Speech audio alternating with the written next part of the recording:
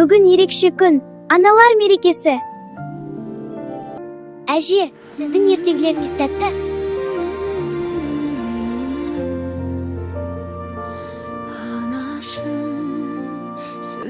Анашым, сіз ең мейірімдісіз. Жүрегіме үміт сыйлайды.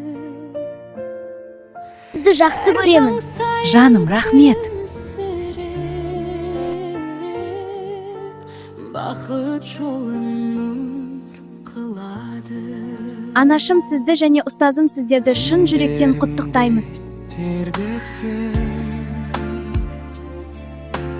ақ бесігім мейірім. 8 наурыз құтты болсын. Сіз бар жерде қорқыныш жоқ.